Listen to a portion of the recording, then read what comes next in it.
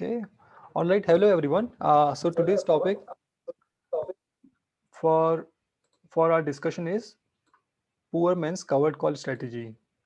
Um, did you guys hear about this strategy or know about it, or this is the first time you are hearing this? Okay. Covered call, we know. Actually, you have covered it already or not? Not poor man's covered call. I have covered I have covered call, but I have not covered poor man's covered call. So today we will. Okay, okay. Oh, I now understand. This is something different than covered call. Okay, Yes. I got it. So today we'll cover that. This will be very interesting, and this you may also would want to apply this, in your strategies. All right. So this content is purely for educational purpose. It is not intended to be an investment or a financial advice. So option basics we have already covered multiple times, so I'll not get in that. Let me jump onto the strategy part.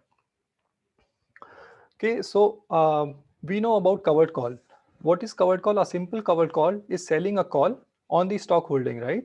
So let's say we have got 100 stocks and then we start selling a call on that, and that selling that call is not risky for us, not too much risky for us, because we have hold stocks which are going to cover our risk.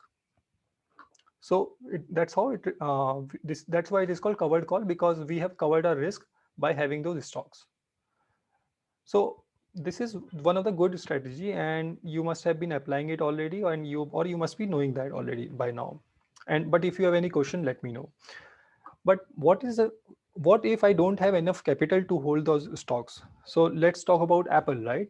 Or let's talk about Tesla.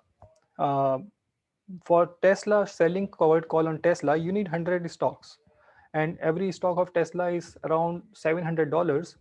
So you have to buy stocks of 700 multiplied by 100, around $70,000 stocks you have to have in your portfolio to sell covered call on Tesla, right? So which is a lot of money you will need to sell covered calls.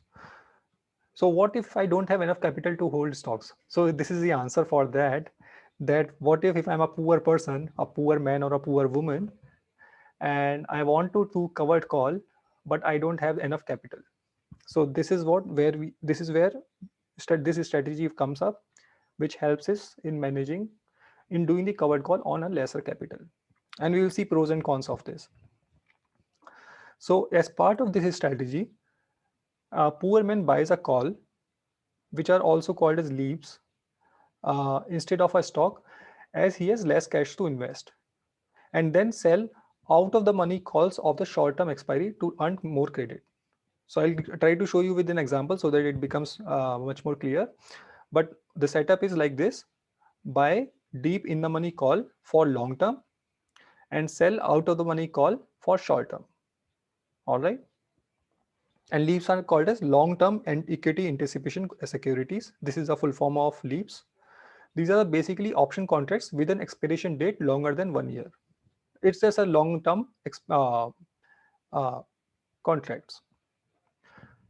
Any question on this, or should I try to show you an example first? So let me show you an example here.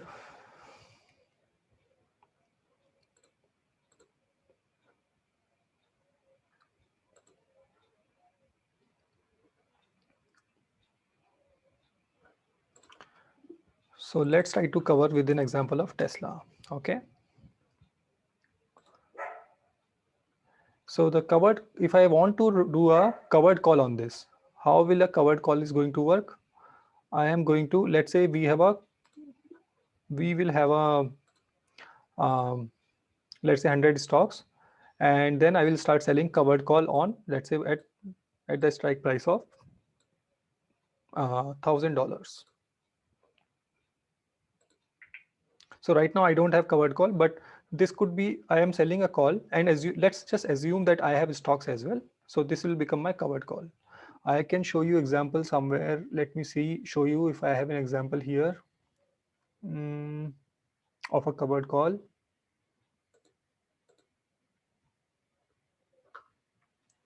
Qualcomm में है मेरे पास Qualcomm. Okay. So if you see here, On Qualcomm, I have Qualcomm, I have 100 stocks and I'm selling a call here, and this is called covered call strategy. All right, stocks and a short call. So what if I don't have these 100 stocks, and but I still want to have this similar setup? So what I could do is, and let me show you that example with Tesla.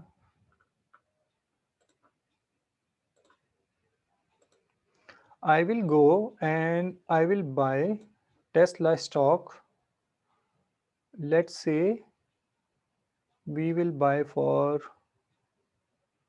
Jan 23. Okay, let's pick this one.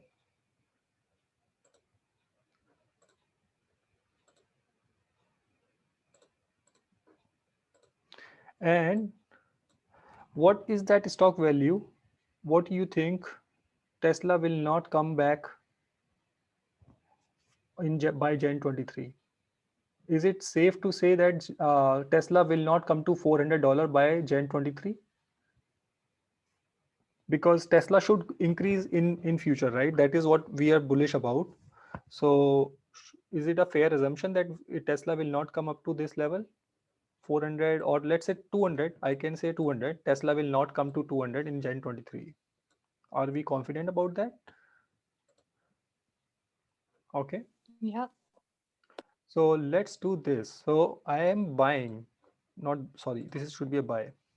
I am buying a call of 200 strike, which is deep in the money call. All right. For Jan 20th of Jan 2023. So it is like 2 years later, almost 2 years later, this expiry will happen, and the strike is deep in the money. All right.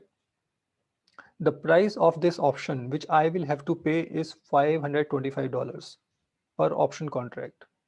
525.60. Okay. 525 per stock. I am just trying to show you an example. This is a very expensive contract still, but let's try to understand it through this example. I will do this. So first of all, let's look at this. What will happen? And I'm also keeping an Excel here.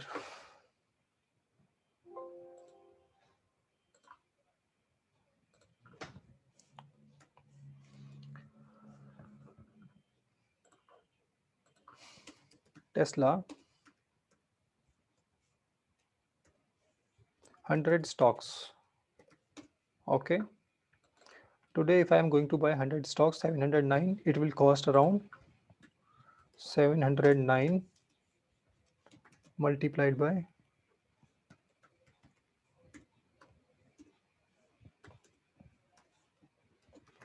100. This is the cost of Tesla stocks today. All right. Now I am buying a 200 call for Jan 23, 2023, 20th Jan 2023. For how much? My buying power is getting reduced by how much? $20,000. Okay.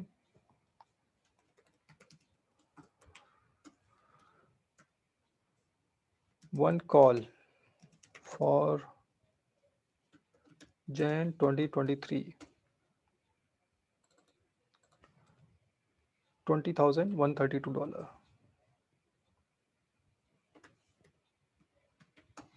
So you see the difference. Number one difference, what you could observe here is how much one call contains. One call equals 100 stocks. All right. So if you see, and let's assume you are thinking that this 100 stocks I am going to sell by 2000 in 2 years, right? And instead of buying this stock, you buy this call for $20,000. All right. So you are now not playing with a capital of $70,000. You are just using $20,000 of your buying power to have a similar behavior. I'm not saying it is exactly same. One call having buying this call versus having these stocks have their own differences. But overall,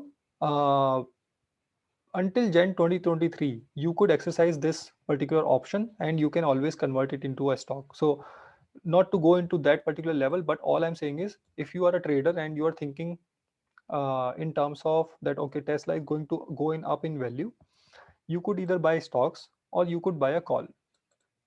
And if you buy a call on Tesla, it will cost you $20,000 in the buying power, and it will cost you $70,900 if you buy the stocks. All right. So this is one aspect of looking at it. Now, what I am going to do is I will also sell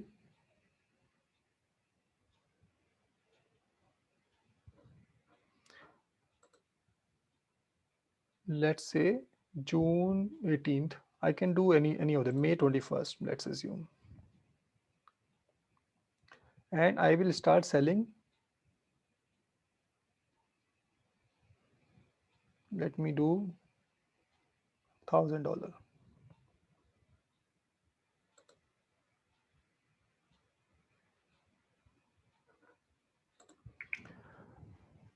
All right. So if you observe 19 days expiry, 1,000 call, I am selling this as a call here. And this makes my poor man's covered call. So what is poor man's covered call? I have a question. Yes. Varun, you sold it on May 21st. So you sold it early? Yes. Okay. So all I'm saying is the first call, this particular call, right? In covered call, what do? We buy these 100 stocks, right?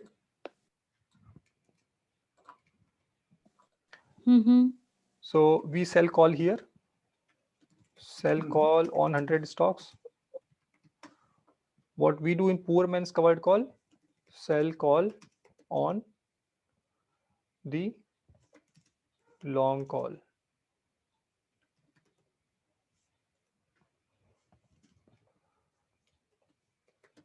Long term as well.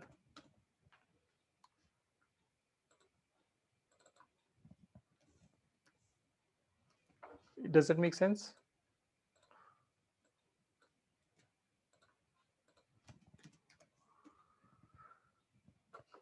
This is my covered call. I have a question. Mm-hmm. So because we don't own that $200 Tesla that will be available to us after 2 years from now, Right. what happens, let's say, if in May, when the maturity come in May, what happens on that day? We don't have the stock because when you own the stock, and when the price goes up more than that strike price, the stocks is taken away, right, from you. Yes. But I don't know what will happen in this situation. Very good question. What does a call mean? A call means You have to. you have a right to exercise your calls.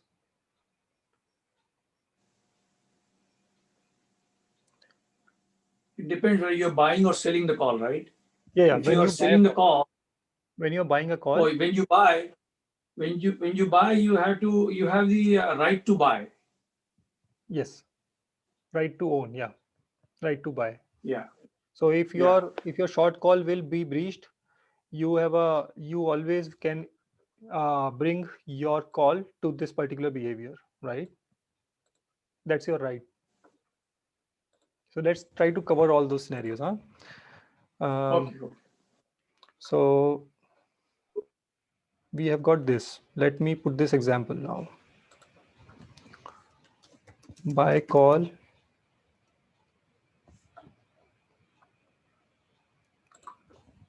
and sell call. Okay. 200. And this is of Jan 20th Jan 2023. Okay, this is what we have got, right? And we are saying sell call minus 1000 C. What is that? This is a very recent one, right? May 21st May 2021. Okay, this is the configuration we have. This is the setup we have got. Make sense?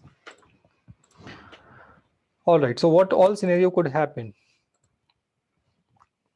Tesla will go below. First of all, let's come on to May 21st. May 21st, what all will happen? Tesla will go below $1,000 or will remain below $1,000. Make sense? Or second is Tesla will go above 1,000. These are the two options which could happen, right? If this is going to happen, what will happen? This will go worthless, right? Keep the short call premium.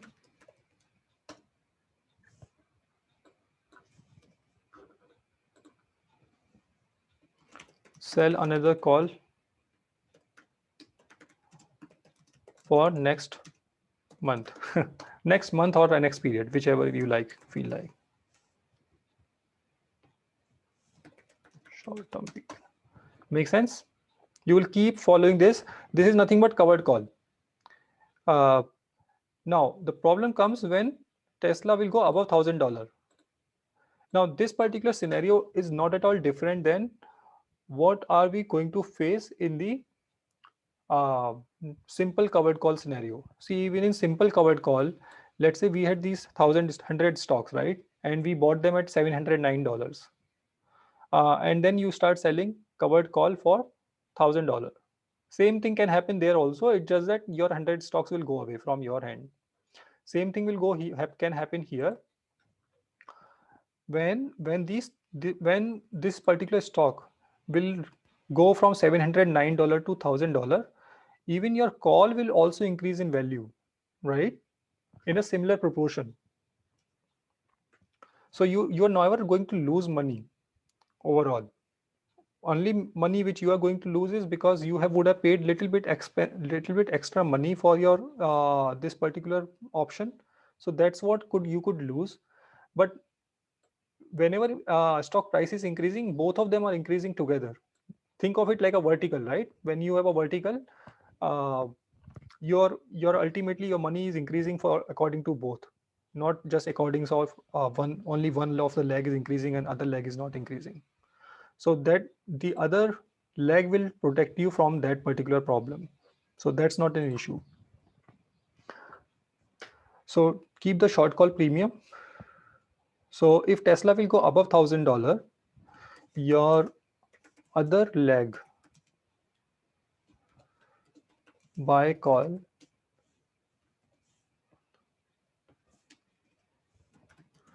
is also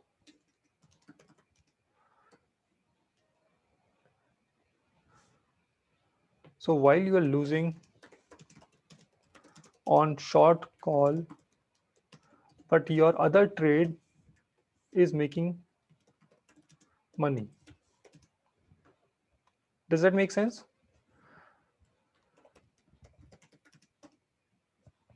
So what all options we have got there?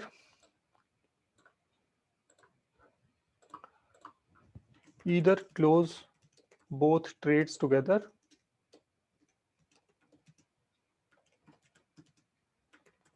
or roll your short call. So here the option what we have got, and these are the similar decisions which I'm going to make even in when we have a normal covered call. The only advantage what poor man's covered call gives us is that you need lesser capital to place a similar trade. Not same trade, but a similar trade. Why am I saying similar trade? Because you are still paying some extra amount for this option to buy. to buy this option, and you will have that theta decay every day, which is going to lose some value, which does not happen in a stock. So, but you are still getting a similar kind of property for your trade. It's little technical, but once you get a hang of it, then it is very easy to understand and see where we have the advantage here. Does that make sense? So if I place a similar trade on Tesla by buying 100 shares, I will have to place around $700, or if you are running on margin, you would still you will still need around $35,000 to $40,000 to place this kind of trade using covered call. If you want to do covered call where you want to own stocks, you will minimum need to have around $40,000 to $50,000 to have that trade, even on margin trading. But if you are on Robinhood, to place similar trade, you will need on a covered call, you will need almost $709,000, $70,000 almost. So the whole advantage of this particular strategy is this part here, that you don't need too much capital. That's why it is called poor man's covered call, because you don't need full capital to execute a similar strategy. And let me show you where I have placed it. I have placed it recently. I think Palantir, no? Yes, I placed it on PLTR. Yes. So I don't like it. I'm not too much of a fan because it brings complexity in my trades and I have to trade them. I have to monitor them. But if I am super bullish on a particular stock and I know that these stocks will not go down, I am going to place this particular strategy. So here's what I did on PLTR. I bought PLTR trade and you can see 2.5 call. So I went deep in the money. Let me try to see if I can show you in real time. So if I would have bought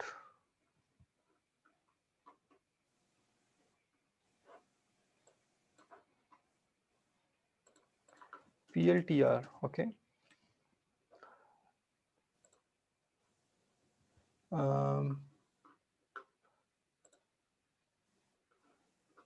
So I bought PLTR here. Look at that, the very first one. This is deepest in the money which I could have bought. And I bought it here. Okay. So if I would have bought PLTR stocks, PLTR is for how much? $23, right? 100 stocks of PLTR, how much it is going to cost? 23 multiplied by 100, 2300. Okay, so it is not giving me too much of a advantage now. It is almost costing me similar amount of money now. So it's not giving me that advantage. But here I have done 2.5 call. My buying power has been reduced by 2056. So I don't think I'm getting too much of an advantage here, guys. My advantage is not there anymore. Yeah. So not a great example now anymore. But when I bought, I think my buying power was not reduced by this much amount. It was reduced by some $900 or $1,000. So volatility has increased in my account. So that's why it is taking more money. But just check in your account if it is taking the similar amount of buying power. So let me know if you are seeing lesser amount of buying power getting reduced, then I think you are at a better advantage on this. So this is what yeah. That's why I was, a bit confused, because when you go deep in the money, that intrinsic value you have to pay, right? Like your stock is $23 and you want to buy it at 2.5, maybe it doesn't matter 6 months or a year or two, but there's a big difference between the cost of the stock now and you want to buy at a much lower price in future, right? Am I right? Yeah, good question. But I'm buying. So Yeah, see now you're I'm buying a call, so you want to You have the right to buy, right? Yes. Right to own. So the previous example I did not understand, because Tesla right now is $700, Mhm. and you want to buy Tesla 2 years from now in $200, and you're only paying $500 premium. Doesn't make sense to me at all. So let's come back to Tesla. I will buy it in a minute. That is the case. Yeah. So it's, so if we see, let's try to calculate it. So it is $522 here, right? $525, not 525. Let me close this one. 525. Yeah, it is around 525. So if we come back to the Tesla example, 525 you are paying as a premium, and your extrinsic, your difference between this and that is how much? 200 minus 709. Almost $500. Yeah, 700 minus 200. So this is your intrinsic value. Okay, Right. and you have a premium of 525. So overall, oops, so your stock total value right now is 1034. Till the time your stock does not go above one, if you are just playing with the call, plain call, right? Mhm. And you want to make money here, Tesla will have to go above 1034 to make you money on the day of expiry. Okay. Okay, in between, until then you can keep on trading the options, but on the day of expiry, Tesla should be above 1034 to make you money. Okay, if you just keep this call with you for until 20th Jan 2023, don't touch it after that. And so if the stock value is less than 1034, you are going to lose money here. But if it is more than that, that whatever is the difference, that will be your profit here. Okay. Now, why did I take PLTR? Same example here. So yeah, one more thing is the deeper, why it is important that I am saying it has to be deeper in the money. The deeper in the money you go, the extrinsic value becomes more, but your extrinsic value becomes less. So the option become cheaper. I think even last week last week also we were looking at the similar concept. The option overall price will become more. Your like, just like we are paying $525 per stock right now, but your extrinsic, the amount of value, the intrinsic value will be more in that, and extrinsic value will be lesser in that. So overall it will be a value for money. That's what I would say. So if I say, if I just go in Tesla only and I go, let's see one more example. I just want to ensure that I clarify this thing. Let's say if I try to sell $5 call on Tesla, it is of $705. So this is a $200 call, $5 call.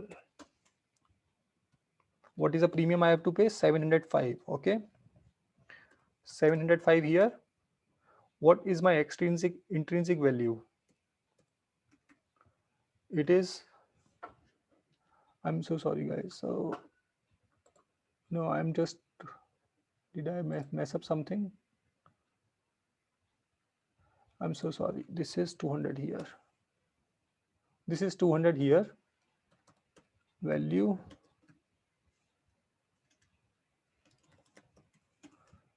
This is how it should be. And this is here.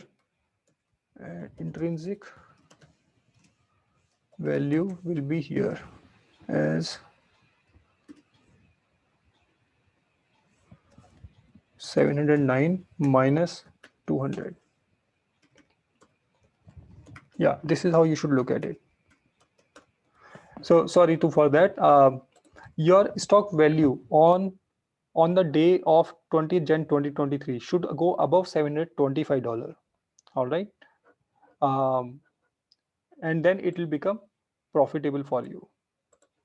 So this is my bad. It should be intrinsic value. We have to look at it separately. Strike is already there with us. Okay. Similarly, when we have strike as 5 and premium we are paying as 705. So the total, how much will be that total when it will become profitable? This is a break even here. Okay. So if my break even is above 710, if on the day of expiry stock goes above $710, I am going to make profit here. And what is my intrinsic value here? It is 709 minus $5.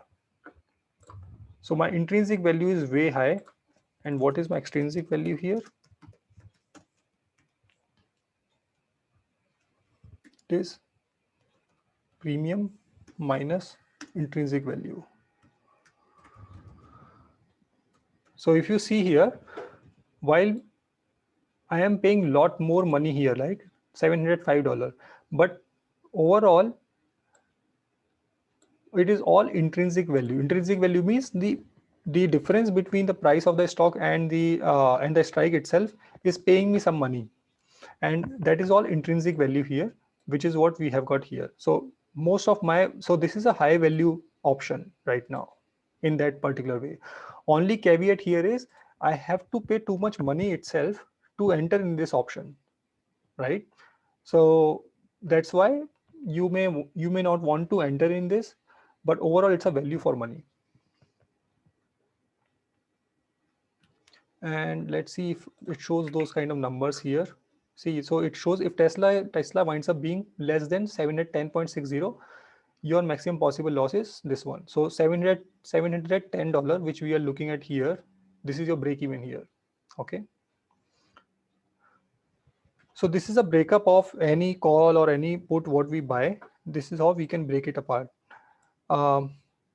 And this becomes our premises of deciding that why do we want to sell, buy in the money call, because our value for money is a lot when we buy in the money call. Okay. Anything is in this which is not clear or which I should explain? So basically, we should go for these type of calls only when we think we can benefit in terms of the margin required to buy the calls. Yes, that is the biggest reason why we want to do that. Yeah. Okay. Could you explain the intrinsic and the extrinsic value again? I mean, Yeah. So let me try to show you some simple example where we can easily calculate it. I think PLTR can be a good example, and we will continue with that afterwards too.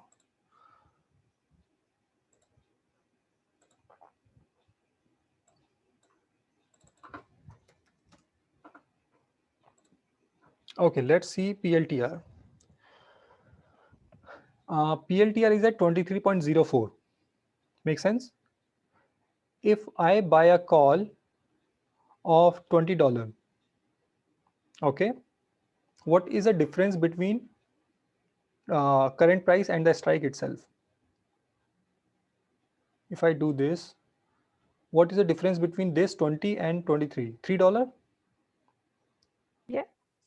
So till the time stock does not go below $20, you have a right to exercise this stock because you are going to have this in the money if you're a buyer of an option. Correct? Mm-hmm. So when you're buying this for $6.05, right? You are buying a right of buying a stock of $23, but your strike is $20. And this premium, what you are paying here, it includes that value already. Okay, so Mm-hmm. a premium contains extrinsic plus intrinsic value. Okay. Intrinsic value is nothing but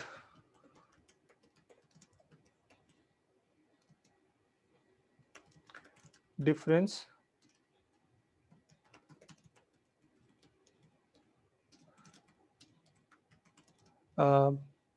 stock price and option strike. So in a real term, let me try to explain it some other way. When you are selling an insurance, right? Or let's say if our car gets into an accident, you are going to talk about that value of the car even after the accident, right? There is still some value, intrinsic value of the car. Let's say our car goes into an accident and a $50,000 car becomes $5,000 car. So, but you still have that value of the car, right? And that is what, in a way, in a real term, in a real world, you can think, okay, there is still some value left. Even if your option goes completely bad, you might still have some value left. Okay. And that will be an intrinsic value. Okay. So in real world, that's how you can see this. So what if on the day of when you want to exercise, right? Let's say on the day of Jan 21st, 22, stock does not move, it remains on 23. Okay. What are you going to do? So let me say you bought option for 20 call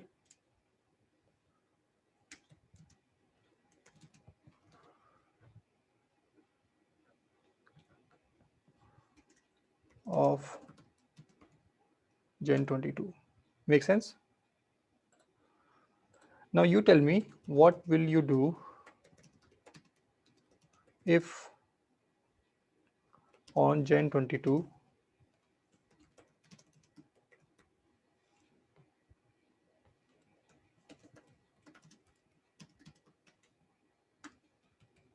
if on Jan 22 stock remains on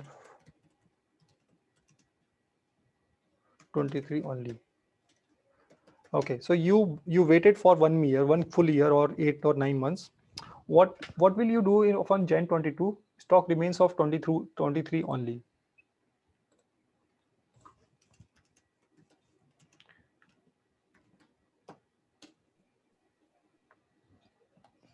How about? See here, Varun, we have paid $6 premium. So until the stock is more than 23 plus $3, because I have bought it for $20. So if it is not $26, I am not making any profit, right? Okay. Losing $3. So I will be losing $3 here. So Okay. I'm losing $3. So I think the extrinsic value at that time will be 3, or no? I'm a little bit confused now. Premium is intrinsic value here is $3 right now. Yeah, let me Intrinsic value at the time of okay, let me try to take $10. Expiry. Yeah, at the time of expiry, the intrinsic value is $3. Sorry, let me take $10. Why am I saying is because $6 में $3 plus $3. So I just want to ensure that let me do this 13.4. Okay, now tell me the numbers. Now you will get two different numbers. You will not get 3 plus 3 equals 6. Okay. Okay, so you bought option for 20 call or 10 call by, so my intrinsic value at the time of is 23 minus 10.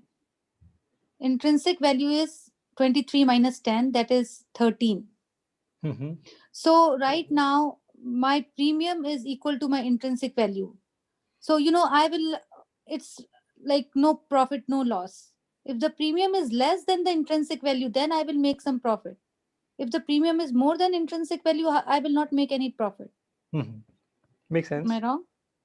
If you are, but if the stock price goes above 23 and it covers my premium as well, my strike price plus my premium. And if the stock price goes above my strike price plus premium, then I will make some profit. Absolutely. Yep.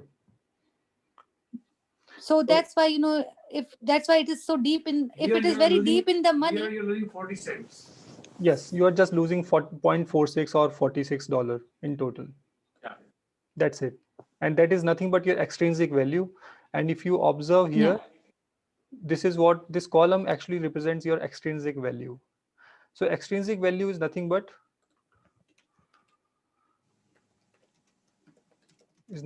the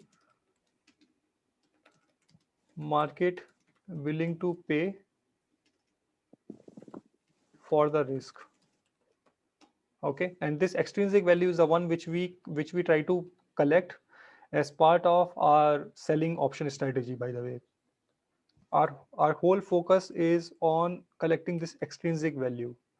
This intrinsic value, which whatever is there, it is there, uh, but it is not what we are trying to capture when we are selling options. And when we are buying option, we want to keep it less so that we can buy stocks, we can buy calls for cheaper, or we can buy options for cheaper. So that's where this technicalities becomes important. So if you observe,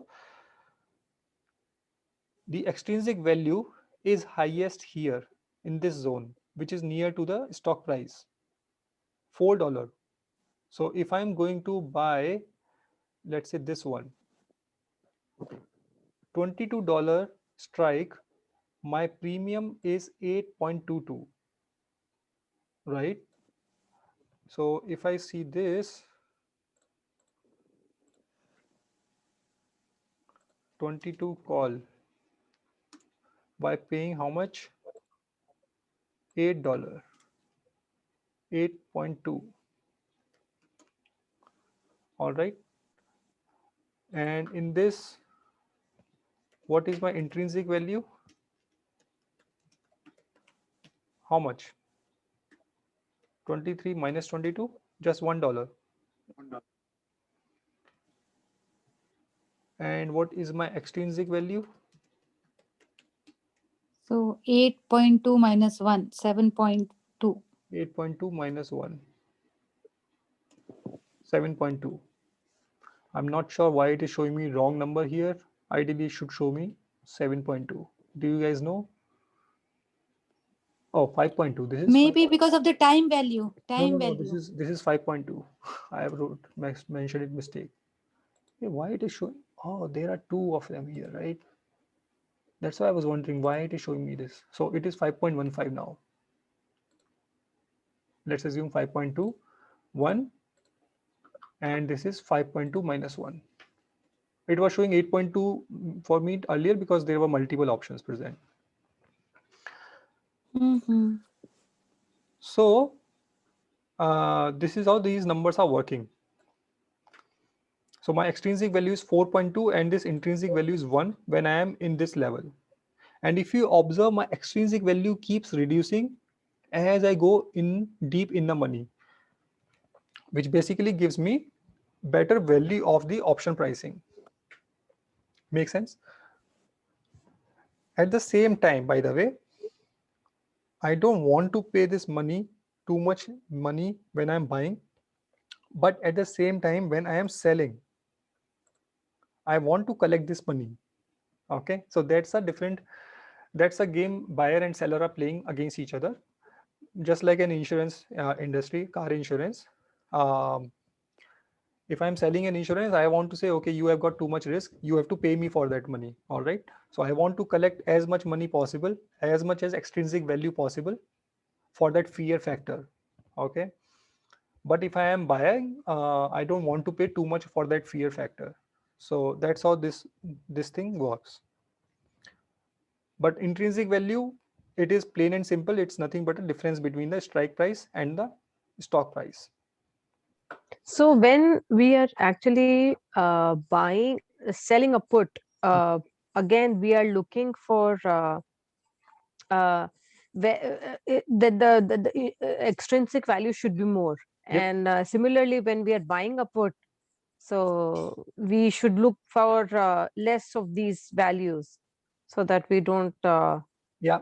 Okay. And if you observe, the near to your, the more closer to your you are to the actual price, stock price, the The more more expensive value value. you get. Why? Because Right. there is the highest risk over here.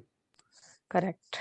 The stock can go to 23 or it can go to 25. So if you can observe, both of Got these it. values are having the highest value because this is the highest risk factor. As the stock will go up and down, you will start observing that these extrinsic value will start revolving around that particular number. So let's say if stock will Mhm. go to $15, you will observe that extrinsic value, the maximum extrinsic value is now over here, not here.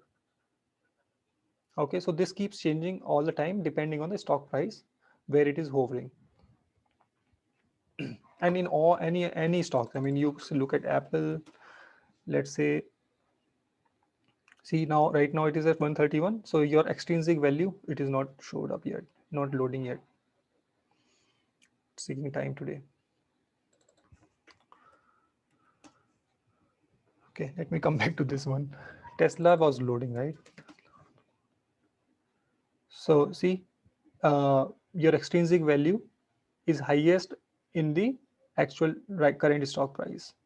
And if you go away from there, it is reducing. Right. Okay, so the whole concept is I will buy a deep in the money call so that I don't pay too much value for that. Now, how much, what will be the strike? You can decide by yourself. Um, but you would want to decide a price where you can exercise your stock. And that exercise can only happen when your call is in the money. And of course, you are paying lesser for the, you are paying less, you're getting better value when you are buying a deep in the money call. So in PLTR, what did I do? I went to Jan 24, this one, and I executed this contract when stock was at $21. All right. So I have paid 19.35 when stock, and I put a strike of 2.5. So what is my value here? Okay. So premium, let me put it here.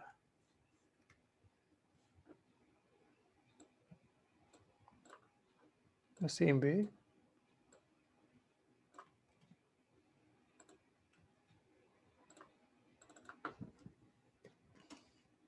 What was my strike? 2.5. What is my premium? Premium is 19.35. I have paid this much amount. So my break even is 21.85. Okay. What is the current price of PLTR? This is 23.04. So while I have paid so much amount, but I am already making money on this call, I am positive here. Make sense? Even if today I'm going to sell this, I'm going to make money. Let me see that. So if you see this, this is my call. It is already making me 122.50. So I can call it to, I can close it today and um, I can make $122.50. All right. So this was all about timing. That the day I entered, it was a good timing for me. Then what I did, I went,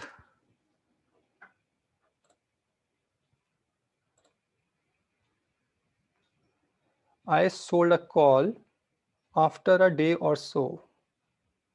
I placed this call, I placed a buy call on 19th, but that day stock was going way down. This was on 19th of April, which was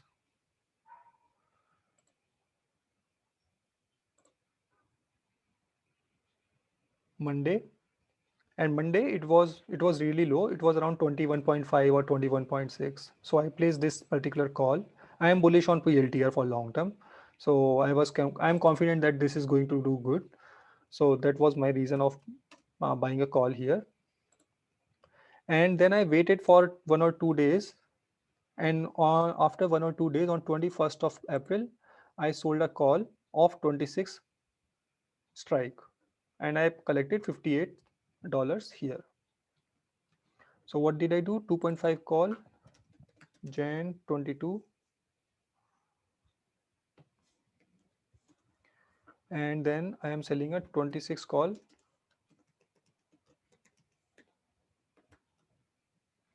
And this is for what? May 21st.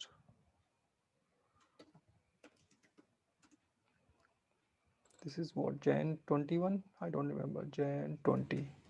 Let's put Jan 20 for now.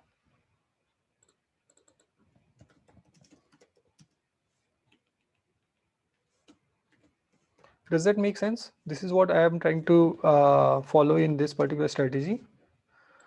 And I collected, paid a premium of 19.35. So this is minus 19.35. And I have already collected 0.58. Okay.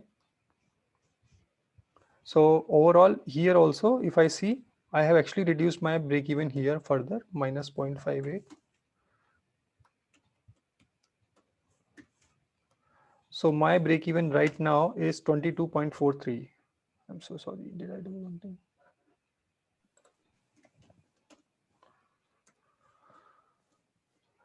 Break even So, Varun, after call. Yes. so the ideal situation will be in this scenario is you every month you keep on, every month or 3 weeks or whatever, 2 weeks, you keep on putting covered calls, Absolutely. and hopefully, you know, it will not be exercise, and you keep collecting the monthly premium and bring down your break-even price, right? Absolutely. Right. So let's say, assuming that you never exercise, every month you collect, you know, $50, $50, right? For 2 years, Yeah. you'll be collecting $1,200 in 2 years, right? Yeah. Am I right? Yes. 1200. I don't know. I mean, Okay. yeah. Yes, 1200. Yes, you are right. So, but that concept is not different than what we do in covered call also. Yeah, Right. exactly. Yeah, very similar. But I have a question. You know, why are we then buying a call here? You know, if we can just do a sell That's call. the insurance. That's the insurance basically. What if it goes to $35? Yeah. You'll be, then you're in trouble. Right. That's the insurance basically. It's like selling put and buying put. Yeah. But there is a. It's a kind of a, Mhm. so you have to sell that $35 stock, you know, for the strike price. No, so you are in trouble. Okay. You know what I mean? I think it's kind of insurance. Am I right, Yes. Arun? You are absolutely right. It's a covered call. I mean, just like covered call, your stocks are going to cover you for your risk, right? Similarly, here, instead of stocks, this buy call is going to cover you. Yeah, you are absolutely right. It's like an insurance, which you are going to utilize when things do not work in your favor. So, you know, at the end of January 2022, if PLTR is above your strike price, then you will not buy it, and you will just give away the premium then. Which strike? The 2.5 or 26? Yeah, so okay, the buy call is 2.5. Yes. So you are going to, because you can exercise that. Yeah. Because can I always think utilize. the chances of it going to 2.5 are next to impossible. Yep. So, but then in that case, you want to own the stock. I can decide when Jan 22 comes, whether to own the stock or, you know, just close the call. But then, but if you are not, suppose if you are not owning the stock, and if you close, then you have to give away $19. No, that you already paid up front.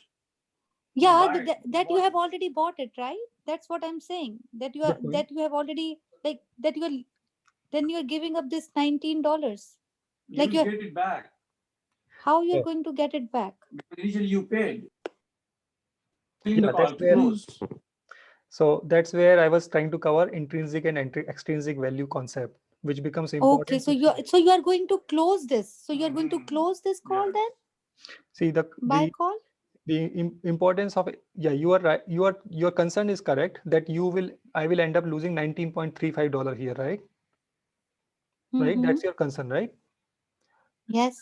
That's why I covered this extrinsic and intrinsic value concept, that this extrinsic Mhm. goes away through the theta decay which we have heard of, but intrinsic does Okay. not go away. Okay. Intrinsic value goes away due to the stock price, nothing else. Mhm. Your intrinsic value is totally dependent on the stock price. It moves up and down with the stock price. But your extrinsic Mhm. value moves up and down because of volatility, because of risk factors, where market is paying you. Okay. So so your intrinsic, there is a lot of intrinsic value in the $19.35. How much is the intrinsic? Mhm. I'll show you here. Look at that. My extrinsic value is 0.04. Okay, and maybe intrinsic values is also there. Do we have intrinsic? No, we don't have intrinsic here. But out of 19, if I assume 19.35 is the number of option price right now, what is my intrinsic value? Extrinsic value? It is just 0.04. Okay, make sense? So what is my intrinsic Mhm. value? Intrinsic value is what's the value of the stock right now or at the time of Minus expiry 23 minus minus the the premium. no Yeah, the intrinsic value will be the strike price, that is 2.5, and the price of the stock. stock at that time. So yeah, stock price minus the strike price. correct. That too, Stock I've minus just strike. come to the short way of getting it, since I had this number already shown here. So I can see it Okay. here. So option price is nothing but the premium is made of extrinsic and intrinsic value. I can see extrinsic is this one. So my intrinsic is a difference, rest of the difference, right? Okay. Okay. So Okay. this intrinsic value is built in my uh, the intrinsic value of my option is nothing but coming from the difference of the stock price and the option strike. Okay. Mm-hmm. So this particular intrinsic value is a linear thing. If this particular if this particular stock will keep increasing, right, my intrinsic value will keep increasing. If this stock value will keep Yeah. decreasing, my intrinsic value will keep decreasing. So now my bullishness is about that, okay, PLTR will not go below 21. So I should at least have this kind of amount of almost a closer amount of this one always there in my option. So I am just trying to think of my logic here, that I'm not going to lose this particular intrinsic value easily because this stock is stable at 21. So I will not lose this intrinsic value. Okay. What I am going to lose is with this time is this thing at extrinsic value. And this is what decays with time. Intrinsic value is dependent on the stock price and our stock price. Make sense? So that my whole logic is that, okay, I'm not going to lose on intrinsic value. Hence, I'm never going to lose whole $19.35 here because I'm deep in the money. See, where you are start losing money is when you place a call of 25. If I place this particular call, all right, you have and you are going to pay $4, right? You have a risk of losing a whole of this $4 if stock do not go above $25. Make sense? Mm-hmm.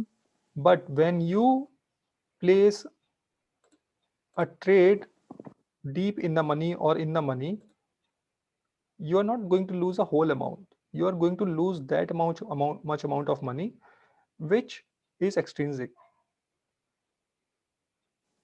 Not just extrinsic, but even intrinsic. You are not going to lose that amount of money, which is a difference between your stock price and this strike.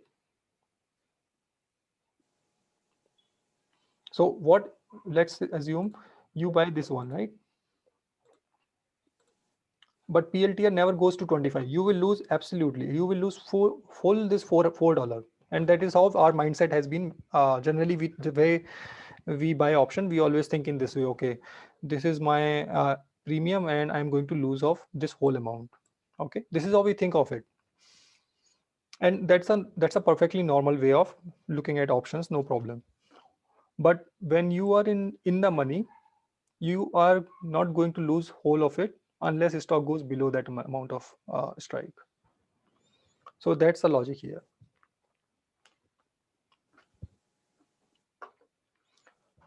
All right. So let's come back to here and let me know if you have more questions. So the setup is you buy deep in the money call, which gives you a good value. This gives us a very good value of option as a buyer. Okay. And sell and out of the money call, just like in covered call, what we do. This is like just like in the covered call.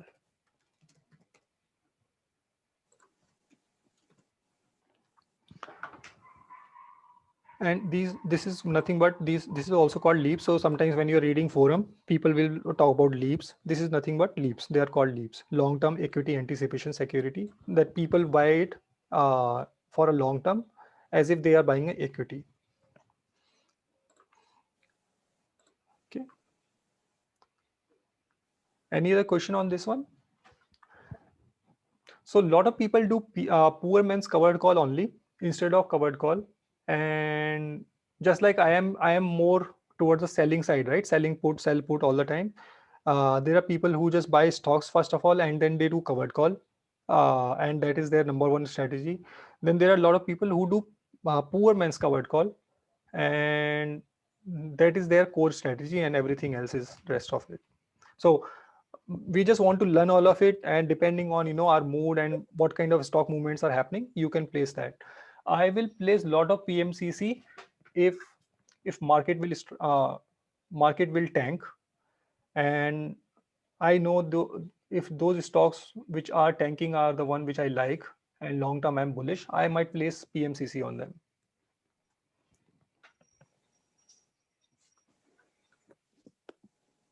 So I will not buy stocks. I will buy a call, a deep in the money call, and then I will place. I will start selling covered call on that. So Varun, what is the ideal time for the long call, like 1 year, 2 year, 3 year? What is the optimum timing? Yeah, that's a good question. Yeah, I think the way I try to look at it is I just go in the option chain. I try to see which is coming cheaper for me. So right now, let's say if market goes down, right? I think 2 years could be really good one. Generally, but you will also find option chain, the last option is generally 2 years or so. So if you have got more capital, then yeah, 2 years is the safest one, because in 2 years you will see multiple cycles of market going up and down, and you will be able to make profit. So, but mainly what I try to look here is, but the longer you go in the time, you will have to pay for that time, right? So you might have options little expensive. So for PLTR, More premium. So yeah, suppose when you're playing this leap and for your short calls, if the stock price goes above your strike price, then you have to sell that, and you don't have the call. You don't have the option. Sorry, you don't have the stock. when your short call is breached, that's the question, right? Yes. Suppose in PLTR right now, when you are doing a sell call Yeah. of $26, and if it Yes. goes above 26 on May 21st, Yeah. Good question. then what happens? Yeah. Then Same. you give Then away, you then you start over again from the scratch. Yes. So if it's the same scenario what I covered, that Tesla will go about $1,000. So if PLTR will go about $26, right? Um, you are going to lose on your short call, but your buy call will keep making money, right? So that way we are covered. So either we will have to close our both trades together, or we can roll up our short call. So definitely that Mhm. is the one where we will have to the adjustment, or take a decision. So these are So our at the say at that time, so at that time you have to close your buy call as well. You know, yes, if yeah, your if your sell call is breached, suppose you don't have time to roll it over, or it is taken away. Sometimes it's taken away, right? yeah, yeah, correct. If you don't want to take that loss at that time, either you can also take a loss, right, by closing your short call. Mhm. That is always an option. But if you don't want to take a loss, just close both trades together. And yeah, you might not make too much money, Okay. or you can just roll up your short call. Mhm. So my plan here is, let's say if this PLTR will, if it does not go too fast, let's say PLTR becomes 26. I have got a sell call of 26. Let's say it becomes 27, right? I may not close it on a loss. I'll just roll it up, maybe at Mhm. 28 or somewhere, just to keep my call safe, that buy call safe. But if it goes PLTR suddenly goes to 35, I think my only I think uh, I don't want to take that much of a loss, so I'll just close both of those trades together and may not make too much money. Maybe I'll just make some small amount of money. So that's how Okay. I will manage it tactically. If it is near to that, I will try to roll up or roll down. Um, but if it breaches is very heavily, then I will just close the whole trade, and I will not make loss, even when if it goes very high, because I already have an insurance which is paying me more money than the short call.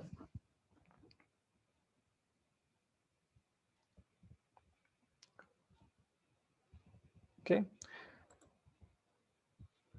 So yeah, these will be the option, but these are the exact options which we also follow in covered calls. So your decision making criteria does not change because of that you are selling a PMCC. Your decisions are still the same as you will follow in covered calls. Only difference is in the setup. Okay. All right, let me see. So what are our key takeaways? So yeah, options have got a lot of options. We also understood one of the complex strategy, but this can easily help you understand, how you can place, um, without having stocks, you can actually place stock trades which work like having these stocks, right?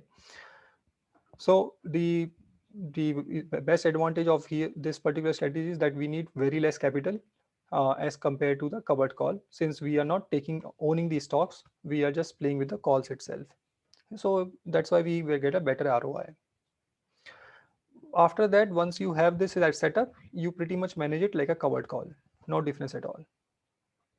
So the tip here is, and you have already asked that question, that you have to choose your short calls carefully, just like in covered call, so that it is not breached very early, right? So you will have to choose that your call is carefully, and you have to choose these short calls more carefully in the PMCC, uh, because you want to play that long-term game, um, when you have bought that call for a long term.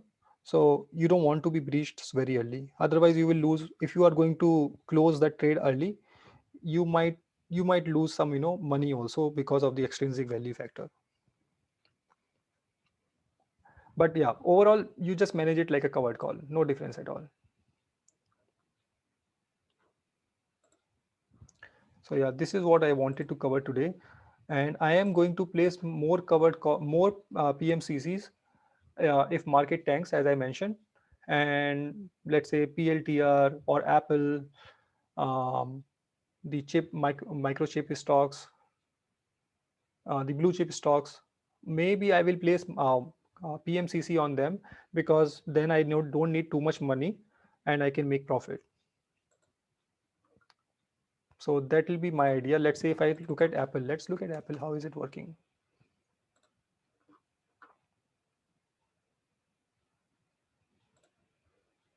So Apple, let's assume I will buy 50 ka call, or let's go further below 40. Why not 40?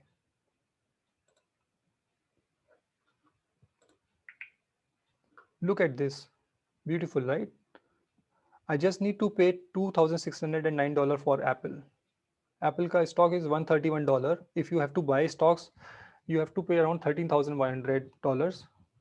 Or even if you have a margin account, you will pay 50% of it. Still, it will cost you $7,000 or so. Okay.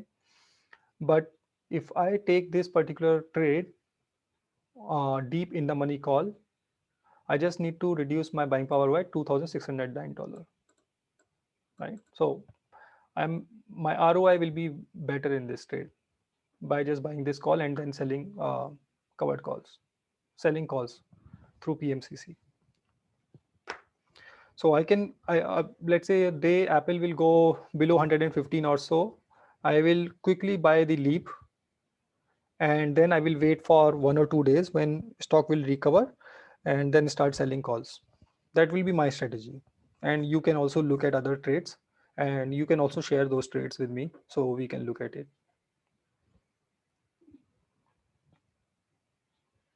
Yeah.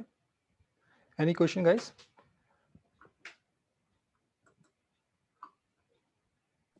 So here in PMCC, we saw that placing deep in the money calls Mhm. long term can be beneficial. I see sometimes people place call for short term, like 2 day expiry or 0 day. So what exactly do we gain from those things? They're gambling.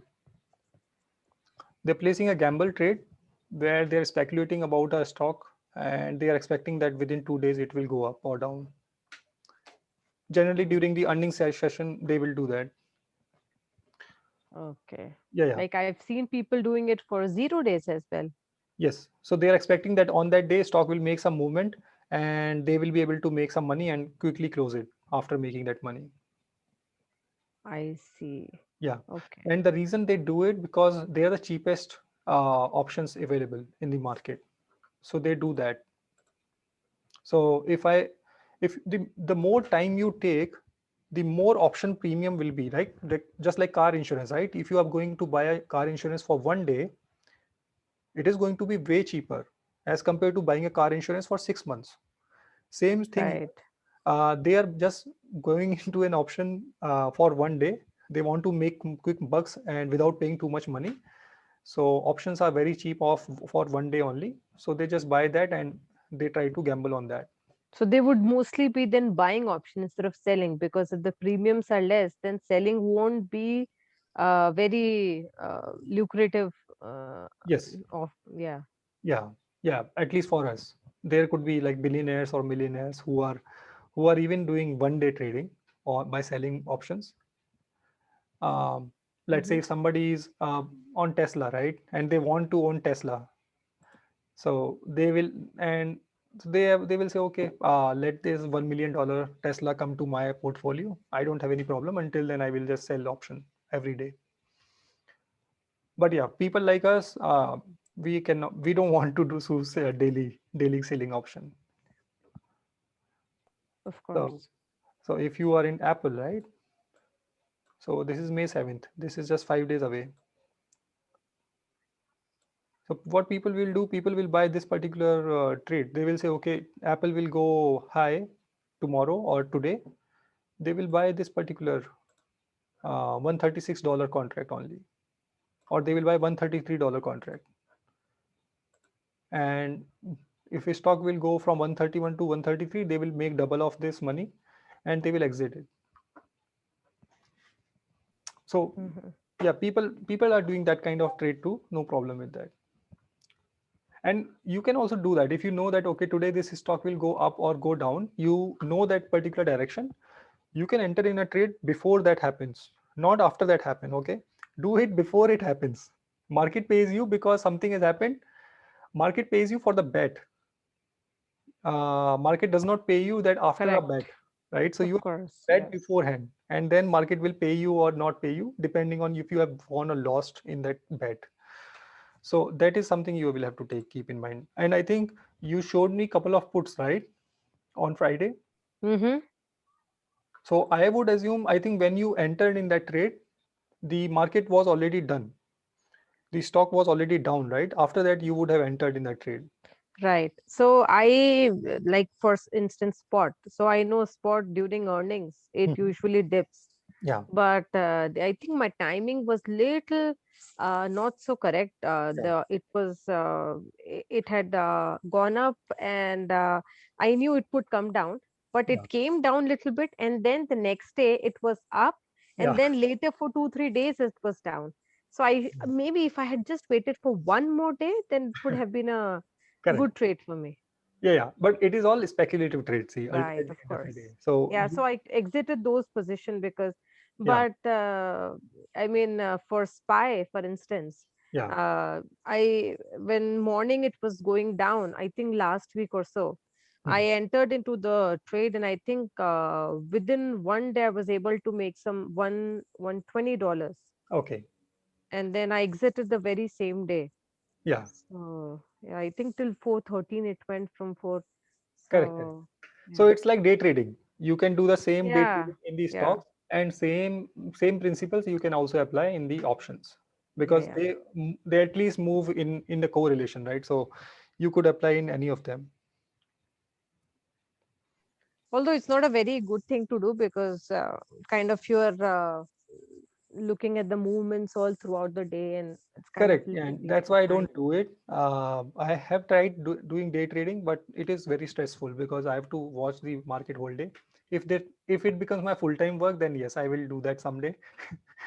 Until then, yeah, day trading is not something I follow. Day Right, trading or the swing trading also, short-term swing trading, because then I will have to watch the market. right. And what when we look at various timelines, there is one where it shows stars. So it is implied volatility or volumes for the highest percentage. Where do you see that? Yeah, if you try to click on May 07, and This one, huh? yeah, Yeah, this is the implied volatility, the historical implied volatility of those months. This is what is it is so I showing. think the highest will have a star. Maybe if you scroll down, Yes, I think so. I yeah, actually did not see what does this star mean. I think so. yeah, the highest one, yeah. Yeah, that's what it must be showing. Yep, you're right. Oh, okay, I see. So see, in June 22 already they are expecting that this is going to have a high implied volatility. I don't know why and how, but your options, if you will sell options here, I think you will get better pricing comparatively Right, in terms of time and value of the money. right. Okay. So what does that mean? Is are the stocks going to go up or going to crash down, or what's your People prediction? are, I think, betting more towards that particular time zone. Correct. People, lot more people must be betting here in this time zone, and they must be betting on both sides. So we do not know whether it will go up or down, but implied volatility is not about a stock going up or a stock going down. Implied volatility is all about stock making more movements up and down. When stock making more up and down movements, that is more higher implied volatility. So if a stock, let's say, Apple keeps going from 100 to 120, then 120 to 130, 130 to 140, your implied volatility will not increase too much. But if your Apple will go from 130 to 120, then 130 to 135, 120 to 135, then it comes again 125. If it keeps making up and down movement, then your implied volatility will increase. And that's the reason GME, if you look at GME, right, your implied volatilities are too high. Look at that. Apple was having around 34, right? It has got implied volatility of 127, Wow.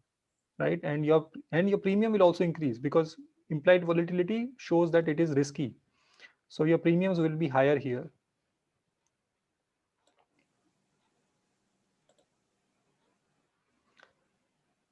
So, and I want to cover implied volatility properly. So maybe next session we can keep on implied volatility.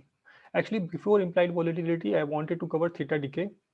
Maybe next session, let's cover theta decay, because implied volatility is a risk and they calculate it and we can look at it. So maybe let's cover theta decay next week. And regarding theta decay, just a small question. Yes. You mentioned that rather I was checking with you that when we are a buyer of a call like a put, it works against us, and when we are a seller, it works for us. Yes. But what I did not understand in terms of buying a put is uh, there was little correlation with the distance my strike price had with the actual price of the stock. Mhm. And the way the movement was happening was a slight change, say about $5 change in the stock price, Yeah. brought about irrational change in my profit or loss that I was making. So, and it was what what I did not understand, what kind of I was able to make a little bit of profit in Chewy, and I was able to make a little bit of profit in Spy, but those things I could not see when it came to spot. So I mean, like sell put, I understand little bit of about how it would work, but uh, I mean, is there anything that you would want to highlight here? Yeah, yeah. So yes, when this theta is a friend of seller and theta is a enemy of buyer of an option. Okay. Okay. Buyer is going to lose money every day and seller will keep collecting money every day. Just like car insurance, right? The car insurance company will keep collecting small amount of premium every day from you. So similarly, Right. theta works just like that, that on an everyday basis, how much money I have to collect, they will keep collecting it. Whether car goes into a crash or not, it does not matter. They will keep collecting that money. So theta is just like that. So the more the theta is, more money every day you are going to collect in your portfolio as a seller. So that's how it works in a brief. So that's basically why, even for the Twitter trade that you had placed earlier, you said you're not too worried about that state because, again, we have time in hand, Right. and with the theta decay, it should be fine. That trade should be fine, even though it's close to 55. Twitter is close to 55, which is our Right. strike price. Yeah, theta decay, yes, that is one thing for sure. I am expecting that theta decay will happen faster on that. Um, so I will be able to make money quickly. So when I was looking at theta, it was high, So and why faster? because you are getting more premium if you are collecting Twitter, right? I placed two trades.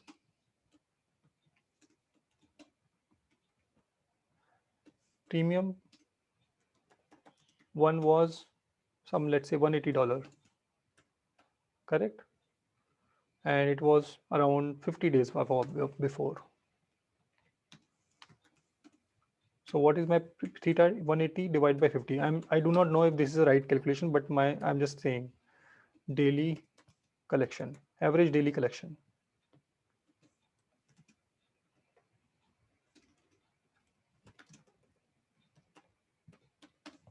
Make sense? But on Friday I placed another trade. I got around $250 and it was around, now it is 30 days. I'm just putting some number. So now I'm making $8.3 per day. That's what I'm saying. Okay. So I'm collecting it faster. My decay is happening faster, or the daily credit collection is faster now, or more now. Okay. So that is a difference here. I'm saving on time and I'm collecting more premium. So my average collection is become better. So I'll collect more money for daily, which is faster for me, right? Mm-hmm. So that's all I'm saying. Mm-hmm.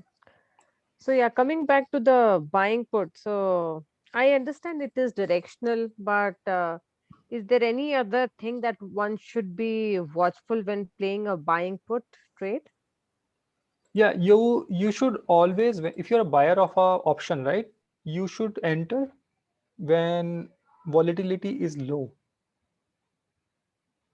Just like when you are a seller of an option, your volatility should be high. But when you are a buyer on of an option, you should enter when volatility is low. And then if volatility will increase after your bet, after you have placed your trade, then you are going to make money. You see my point? And that's why you have lost money in a few of those trades, because volatility decreased after you entered in the trade. Hmm. Okay. So to think it in a simplistic manner, market is willing to, when you are buyer of a call, you are, you want to buy uh, you want to let the risk go away, and you are buying that, right? So if you are buying a car insurance, during a time period when there were no robberies or no nothing, so you are going to get a better premium, right, as a buyer of an insurance. But if you are going to buy when there is a lot of tornadoes coming, lot of flooding are coming, you are going to get expensive premium from the insurance companies.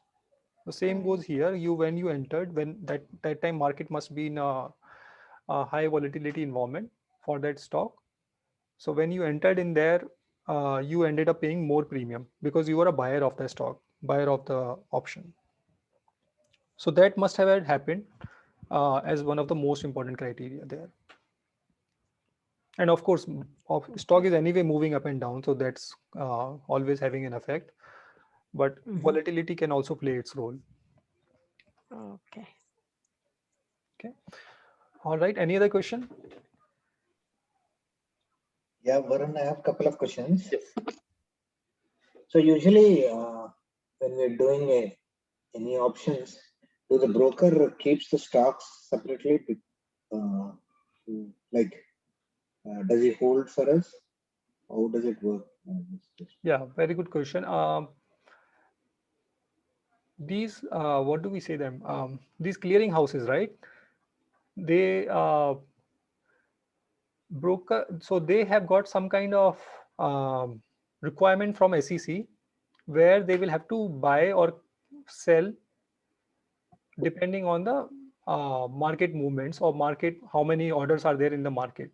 So the market makers will have to do that, not us, or not the broker themselves, but there are market makers in the system who are going to do that. Okay. So that's what has happened.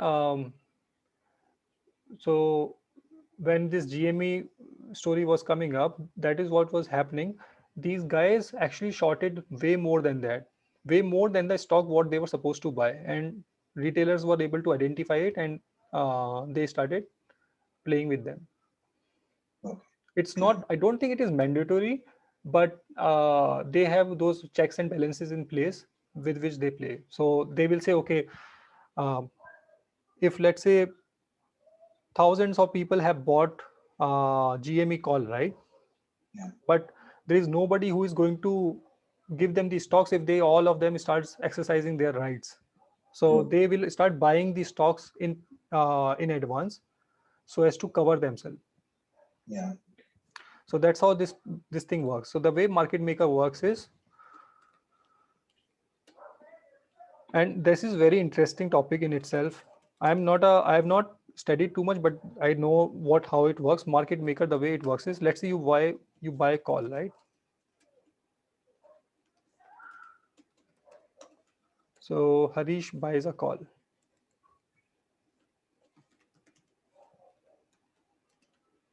GME call. Let's assume you have bought GME call and you bought 10,000 calls. That's what people did, right? Yeah.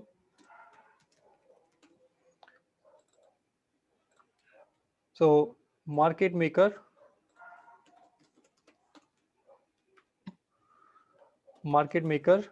shorted 10,000 calls, correct?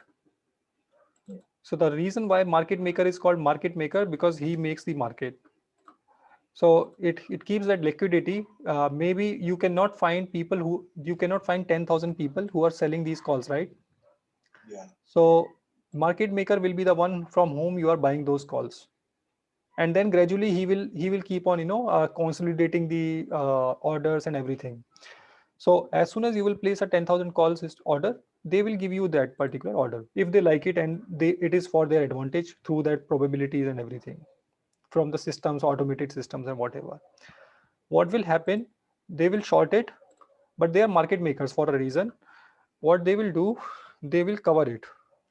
After shorting, they will start covering it.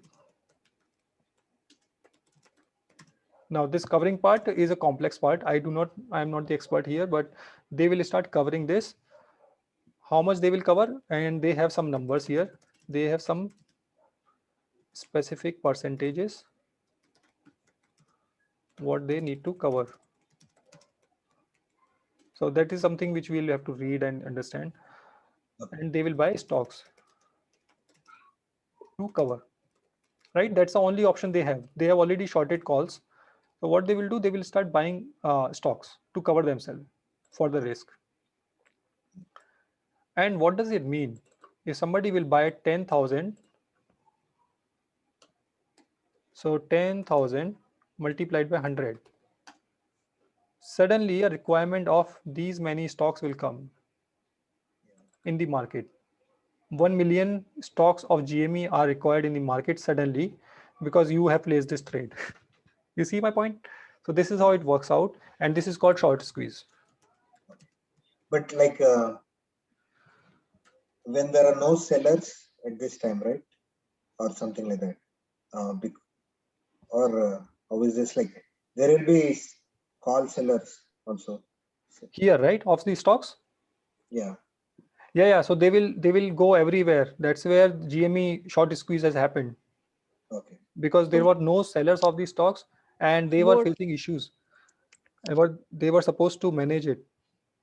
so more demand and less supply created the stock to go up. Right. So you got this particular demand, right? But what if market has only 10,000 stocks or let's say 100,000 stocks in market? Let's say this is a market availability, but they are asking for 1 million stocks, right? Yeah. What will happen? They will keep on increasing their bid.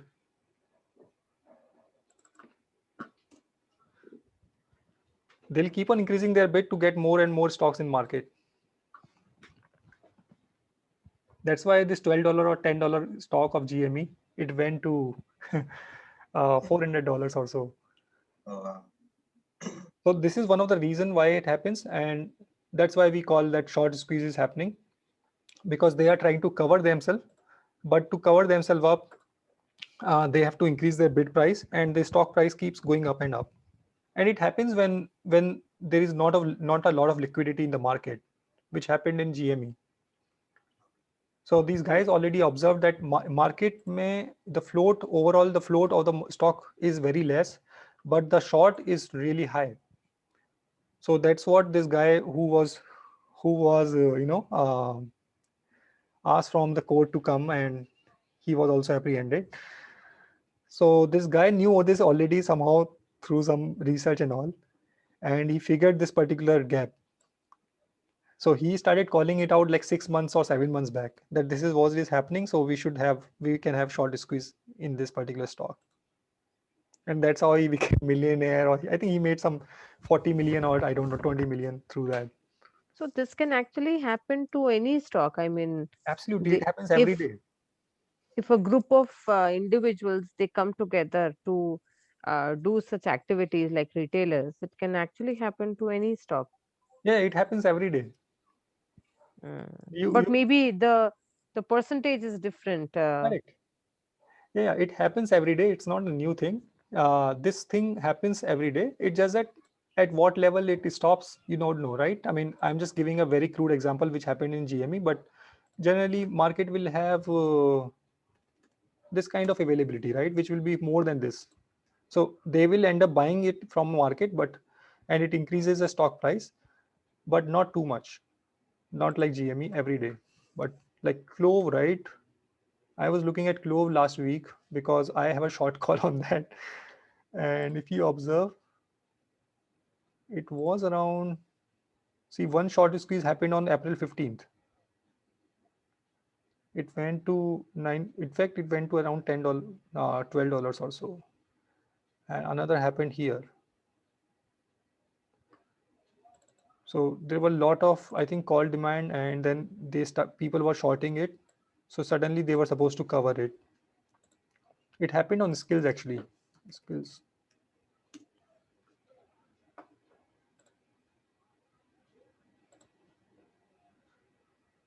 See, 20th of April, it was 12.55. And in last few days, in last week or so, it went really high. When you So see this, these kind of spikes, right? Mhm. On within few hours or so, that is generally short squeeze. So such spikes could be short squeeze, or it could be because of some news. But yeah, It could be because of some news. But see, the news, yeah, news is a here. Harish bought this GME call because of a news. I am showing you the technicality yeah, how it works. okay. So news was here, but why it happened, I'm just trying to show you that. Make sense? So he went and he bought 10,000 calls right away. He had a lot of money and he bought 10,000 calls. But that 10,000 calls, how will that impact the whole market? This is how it will work out. Make sense? Okay. And I was looking at one of the videos where one of the individual, I think the walrus guy or something, he was so happy about this GME, and he was saying, yes, finally the retailers have something in hand, and it was quite a video. So I was Yeah, yeah. so Market maker always keep shorting it. This is how market maker works. it's And a hedge funds also, constant kind of fight between the two parties. correct. So they keep shorting it, and because they have a lot of money, they keep shorting it. But it happens very rarely that, like, generally the market has got a lot of liquidity, so they always save their ass. But what happened here is in GME, the availability was less. They were supposed to buy, let's say, 1 million stocks, but market availability was 100,000. So they got stuck in this particular area. That's where all these people were called by SEC that, okay, how come it can happen? We have to correct this thing. This cannot happen that you can short so much. So ideally, this particular trade cannot happen because you don't have enough availability of the stocks. So when the market does not have 1 million stock, but Harish is buying 1 million stocks and they are shorting it, it is not making sense, right? But it's happening. So they shouldn't have allowed to buy, right? In this case, I think that's what they did later. They stopped some of the platform like Robinhood, and they stopped Correct. the trading of GME altogether. Right, right. That's why they were doing it. That, okay, stop this. Because then Robinhood was also supposed to answer it. Okay, how can you are doing it? I don't know exactly what all things are happening. And see, the Right. way I am just trying to show you on a very crude way. The way it happens is before even Harish played this call, right? Market maker is shorting it every day. Market maker shorted 9,000 on day one. Then Harish came on day two. So they are doing it every day. Okay. And then they come into a situation where, okay, there is not enough market, but they have to cover themselves.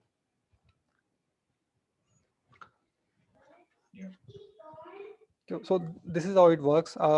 And whenever we see, okay, stock goes really low, then also they are shorting it too much. And when we see, okay, ekdam suddenly a spike has come, then also this is generally because of the short squeeze kind of things. Okay. So this is also a good way of making money. If you know that short squeeze is happening, you can also enter in that particular stock and do a swing trading or a day trading.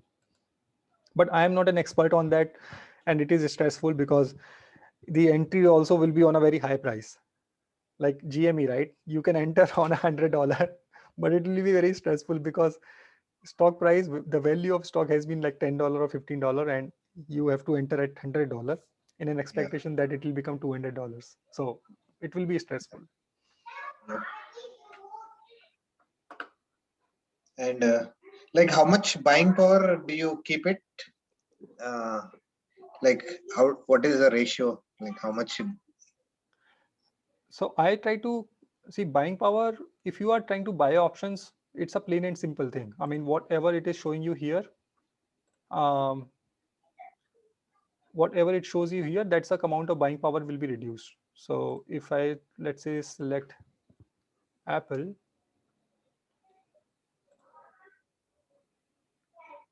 um, if I try to say, let's say I am expecting Apple to go $140 in by June, your buying power will reduce by the similar amount, 159 or so. Yeah. So like let's say I have $10,000. So I used up all the buying power. In Okay. case anything comes up, like it goes down or anything. Yeah. At case, like how do we handle it? Okay, so yeah, don't you, if you are selling options, my suggestion will be keep your 25 to 50% buying power always available. Don't utilize whole of your buying power. I tried to put that in here. Um, yeah, just read that in this resources strategy. Okay. So never enter in a trade which you don't understand. Just ask me a question or don't just enter in a trade. Okay. Only trade in stocks which you are willing to own. This is for selling part, because selling is where we have to be more technical and we are assuming risk. Always keep a single contract. Don't play with multiple contracts. So if you are putting Apple contract, just put one contract. Similarly, put one PLTR contract. Put different contracts of different stocks, and try to keep 50% to 25 to 50% buying power in cash, so that you can manage any crash events. So just try to follow this. This is going to help us in any crash events. So yeah, I think, yeah, just follow this. This will be helpful. And I try Sure. to put a buying power meter on a margin account. And this is especially important for the margin accounts. The way margin account works is your broker will give you a lot of money to gamble when things are fine. But broker will suck out the value from you when things are not fine. So we will have to be careful with that. So just keep 25 to 50% always available as a cash in your portfolio. So if you are playing with $10,000, just keep $2,500 as a safety margin. Don't utilize that. Sure. So like all the options, whatever, we can close it the next day, right? Even though like what we put a strike date and a time, but Absolutely. it's always trading. Yeah. You can close them anytime. You can close them next second. Okay. So any stock I have got here, you can come here and just say close, and you can close position. Now, depending on your position, you will have a loss or a profit, which in Tastyworks, it shows you here. Yeah. Even it's like any strategies, anything else, right? Iron Condor or any other like 4 or 5. Yeah, you can Do it. close them all together. So Okay. you can select them all together. Don't close them one by one. Let me show you. Do I have any Iron Condor? I think I have on Amazon.